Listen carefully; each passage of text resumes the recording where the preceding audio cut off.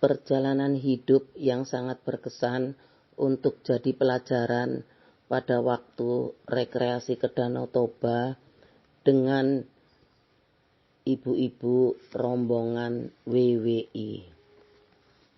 Peristiwa ini terjadi sekitar tahun 2008. Pada waktu itu saya berwisata dengan ibu-ibu grup WWI ke Danau Toba bersama kurang lebih 100 orang peserta.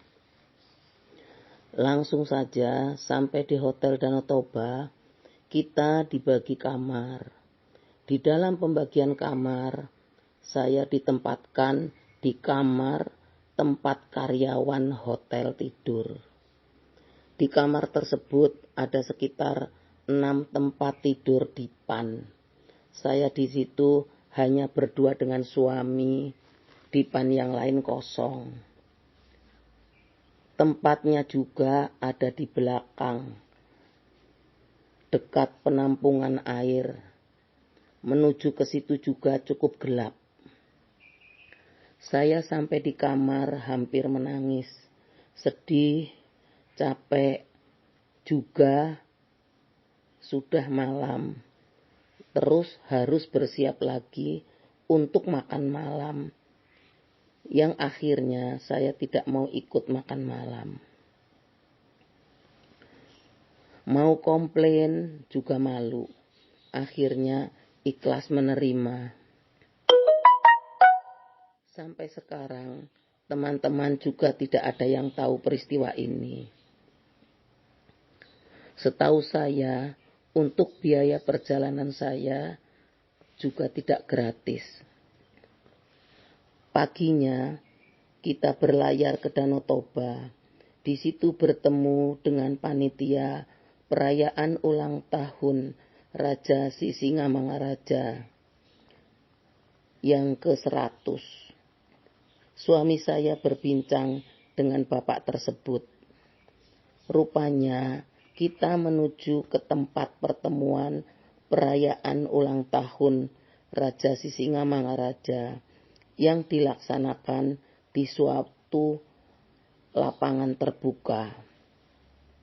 Ternyata kapal yang saya naiki datangnya paling belakang, sehingga lapangan maupun tempat duduk di dalam tenda sudah penuh orang. Sehingga saya dapat tempat duduk di belakang. Alhamdulillah masih ada tempat duduk. Rupanya waktu saya datang ada kenalan kita sewaktu suami bertugas di Rantau Prapat. Sudah menjadi pejabat penting di Gubernuran Sumatera Utara sebagai tamu kehormatan. Beliau rupanya mengalah. Tempatnya diberikan kepada kita. Dengan pengeras suara, kita dipanggil untuk pindah ke depan. Paling depan sejajar dengan menteri yang datang, gubernur dan sejajarannya.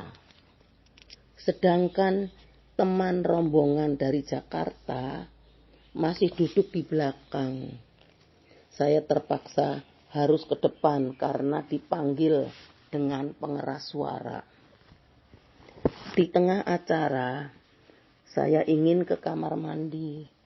Ternyata tidak ada karena acaranya di lapangan terbuka. Sehingga cari-cari di luar lapangan di tempat tinggal penduduk. Ternyata dalam acara tersebut ada pemberian penghargaan dari Raja Sisingamangaraja untuk orang-orang yang berjasa untuk daerahnya dengan memberikan ulos penghargaan kepada suami istri, termasuk di dalamnya menteri yang datang, gubernur Sumatera Utara, raja dari Aceh yang dulunya pernah berjasa, dan seterusnya dan seterusnya.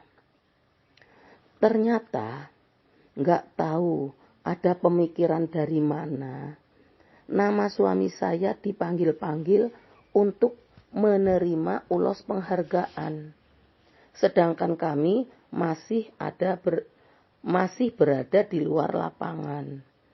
Akhirnya dilanjutkan acara kesenian atau hiburan. Saya kira saya tidak jadi diberi ulos. Ternyata diacarakan lagi. Nama suami saya dipanggil-panggil untuk menerima penyematan ulos. Akhirnya saya dan suami menerima penyematan ulos. Jadilah di situ orang tahu, disebutkan nama, pangkat, dan jabatan apa yang pernah dijabat suami saya di Sumatera Utara. Setelah selesai acara, saya merasa banyak perbedaan perlakuan dari peserta rekreasi. Yang tadinya tidak kenal, jadi ingin kenal. Yang tadinya menyepelekan, merendahkan, jadi menghormati. Yang tadinya cuek, jadi sok ingin baik. Dan seterusnya, dan seterusnya. Demikianlah kehidupan di dunia. Kalau kita mendapatkan perlakuan yang tidak menyenangkan, kita harus tetap menerima dengan ikhlas dan selalu bersyukur kita masih diberikan kesehatan untuk bisa berekreasi. Sehingga Allah memfasilitasi kita untuk mendapatkan kebahagiaan dan kehormatan. Walaupun orang mau merendahkan, kita harus tetap rendah hati, ikhlas dan bersyukur, sehingga Allah memberikan yang terbaik untuk kita yang tidak pernah dapat kita duga-duga.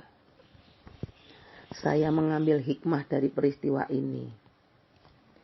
Marilah kita harus selalu bersyukur, ikhlas, rendah hati, dan percaya pasti Allah akan membahagiakan kita dengan caranya yang sempurna. Jangan memaksakan diri untuk duduk di depan agar terhormat kalau belum waktunya. Percayalah, Allah akan memunculkan kita walaupun kita disembunyikan kalau sudah pada waktunya. Hidup sudah diatur oleh Allah, kita hanya tinggal menjalaninya, tidak lepas dari perbuatan kita di masa lalu. Hidup adalah ujian atau cobaan. Kita diberi akal untuk bisa memilih baik dan buruk akan menentukan kehidupan di masa depan. Kita tidak bisa memaksakan atau mengendalikan pemikiran orang lain. Hanya Allah yang bisa membolak-balikan hati dan pikiran manusia. Semoga Allah selalu memberikan petunjuk, bimbingan, dan perlindungan kepada kita. Amin ya robbal alamin.